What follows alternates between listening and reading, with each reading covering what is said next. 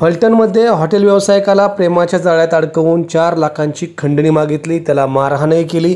या प्रकरणी पोलिसांनी एका महिलेसह 7 जणांची हनी ट्रॅपची टोळी पकडली असून संपूर्ण सातारा जिल्ह्यात यामुळे खळबळ उडाली आहे।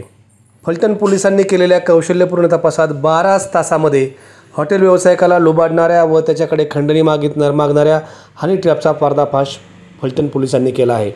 या प्रकरणी पोलिसांनी फलटण तालुक्यातीलच उमेश खोमने, गणेश मदने, कुमार उर्फ बोक्या लक्ष्मण शिंदे, जयराज उर्फ स्वागत आनंदराव चव्हाण, आकाश काशीनाथ डांगे, अनिल गजरे आणि माया हे टोपण नाव असलेल्या महिलेविरोधातही गुन्हा दाखल केला आहे।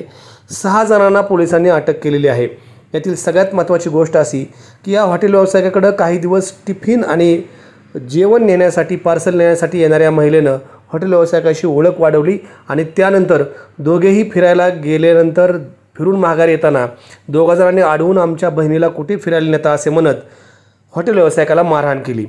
ही मारहाण केल्यानंतर रात्री 11 पर्यंत या हॉटेल व्यावसायिकाला रस्त्याच्या आडोशाला नेऊन तुझ्यावर बलात्काराची केस दाखल करतो, ती करायची नसेल तर 4 लाख रुपये दे अशा प्रकारे खंडणी मागितली।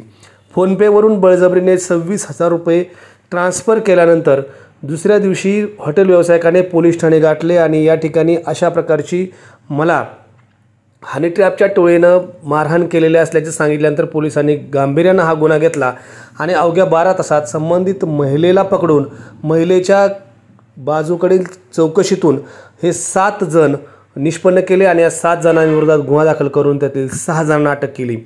फलटणमध्ये यापूर्वी देखील हनी ट्रॅपचे गुन्हे झालेले आहेत। फलटणमधील काही जणांनी बारामतीमध्ये देखील हनी ट्रॅपचा असा प्रकार केल्याचं यापूर्वी उघडकीस आलेलं होतं। त्यामुळे हनी ट्रॅपची टोळी इतरही जणांना अशा प्रकारे ब्लॅकमेल करत असावी असा पोलिसांचा अंदाज आहे।